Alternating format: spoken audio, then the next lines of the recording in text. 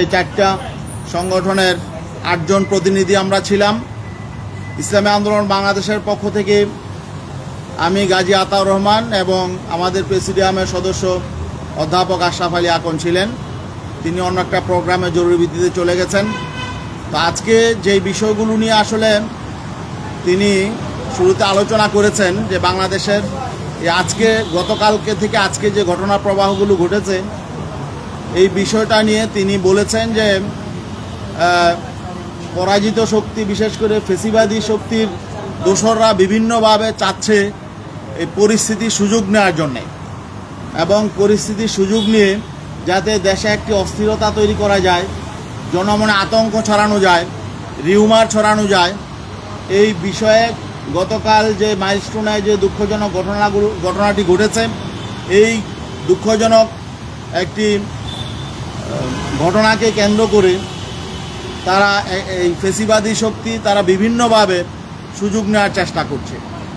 তো এই জন্যে মাননীয় প্রধান উপদেষ্টার বক্তব্যের মূল এটা ছিল যে যাতে ফেসিবাদ বিরোধী যে রাজনৈতিক শক্তিগুলো আছে এদের মধ্যে যাতে ঐক্য সংহতি যাতে অটুট থাকে এবং রাজনৈতিকভাবে যাতে আগামীতে ফেসিবাদী শক্তি কোনো সুযোগ নিতে না পারে, এই জন্য যাতে সবগুলো ফেসিবাদ বিরোধী রাজনৈতিক শক্তি এগুলোর মধ্যে যাতে বিভেদ বিসংবাদ এটা যাতে না থাকে।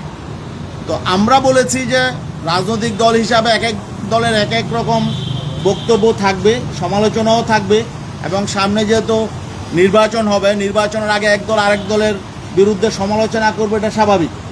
কিন্তু আমরা একটা প্রশ্নে সবার মধ্যে আমরা এক আছি, সেটা হলো আওয়ামী ফেসিবাদ যাতে আবার পুনর্বাসিত হতে না পারে, তারা যাতে দেশ নিয়ে ষড়যন্ত্র করতে না পারে, দেশের বিরুদ্ধে কোনো রকম তৎপরতা চালাতে না পারে, এই ব্যাপারে আমরা ঐক্যবদ্ধ আছি।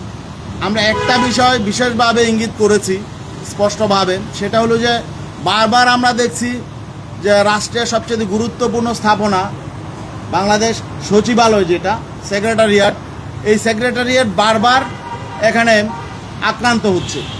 এটা কেন হচ্ছে? অতীতেও তো যে সমস্ত রাজনৈতিক সরকার ছিল তখন তো এভাবে সচিবালয় আক্রান্ত হতো না। এখন এই সরকারের আমলে আমরা দেখলাম বেশ কয়েকবার সচিবালয় অরক্ষিত। এখানে সচিবালয় এভাবে অরক্ষিত কেন থাকে? এখানে কি গোয়েন্দা ব্যর্থতা আছে, নাকি প্রশাসনিক কোনো ব্যর্থতা আছে, আইনশৃঙ্খলা বাহিনী ব্যর্থতা আছে? এই বিষয়টা গভীরভাবে যাতে সরকার অনুসন্ধান করে দেখে, এই ব্যাপারে আমরা জোরালোভাবে কথা বলেছি। আরেকটা বিষয় হলো যে আগামী জাতীয় নির্বাচনে তো আবার আমরা যে রাজনৈতিক দলগুলো আছি এই সব রাজনৈতিক দলগুলোই আবার নির্বাচনে একে অপরের বিরুদ্ধে প্রচারণায়, সমালোচনায় এবং ক্যাম্পিংয়ে মাঠে নামবে।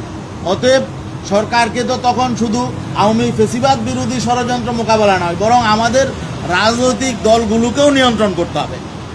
এই জন্যে আমরা বলছি আইনশৃঙ্খলা পরিস্থিতি আরও উন্নতি করতে হবে এবং প্রশাসনিকভাবে সরকার যাতে মজবুত হয়, আরও কঠোর হয় এবং আরও যাতে সব কিছুকে কঠিনভাবে কঠোর হস্তে তারা দমন করে।